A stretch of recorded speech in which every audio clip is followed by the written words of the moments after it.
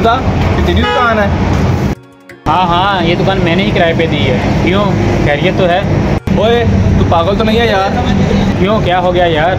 तुझे पता है ये महीने कितने नोट छाप है और तूने कितने में दुकान किराए पे दी हुई है? यार वो नोट छाप रहा है तो अपने नसीब के छाप रहा है, अल्लाह पाक उसे रोज़ी दे रहा है।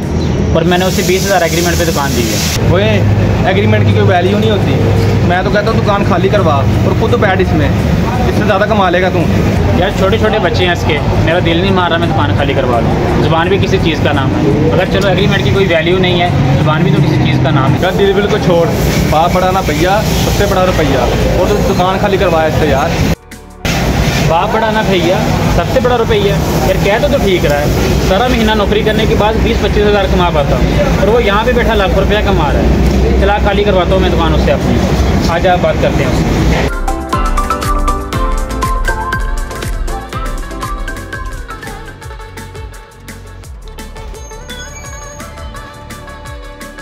कोई दुकान का मालिक मलिक साहब इस वक्त यहाँ क्या कर रहा है? अल्लाह खैर ही करे। आए ये मलिक साहब, कैसे आना हुआ?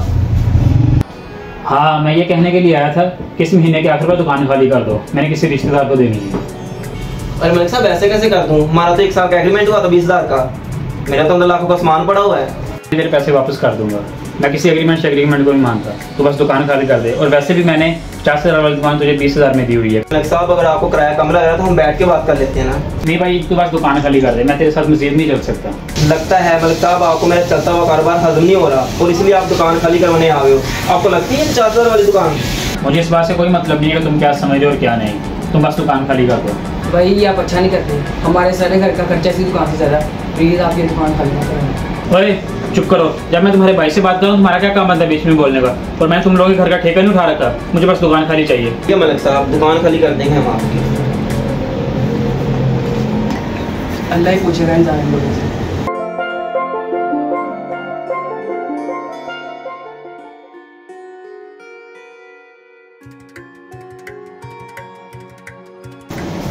मैंने कहीं नौकरी छोड़ के गलती तो नहीं कर दी? 1 महीना हो गया, मजाल है कोई दुकान पे सेल हो रही हो। जो जमा पूंजी थी वो इस दुकान का सामान खरीदने में लग गई। अब कोई दुकान तो नहीं आ रहा, क्या होगा कुछ समझ नहीं आ रहा यार। इतनी बेबरकती तो मेरी ज़िंदगी में कभी भी नहीं हुई। उस खुदा की बातों में आके मैंने कहीं गलत कदम तो नहीं उठा लिया? भाई ये आप अच्छा नहीं करते, हमारे सारे घर का खर्चा इसी दुकान से ज़्यादा। प्लीज़ आप ये दुकान खाली ना करें। कि उस मासूम बच्चे की बात तो नहीं लेट होगी मुझे। अब कैसे चलेगा घर का निज़ाम? ना दुकानदारी है और ना ही नौकरी है। या अल्लाह तू भी रहम कर मेरे हाल पे।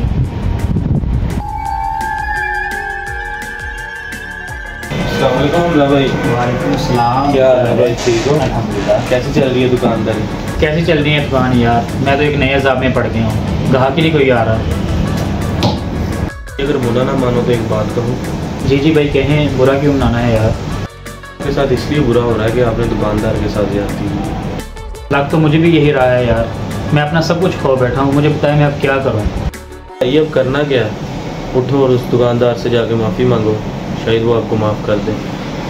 ये अल्लाह अपने हक माफ़ कर सकता है लेकिन लोगों के नहीं हक माफ़ करता। जब तक वो आपको माफ़ नहीं करेगा तो अल्लाह भी नहीं आपको माफ़ करेगा।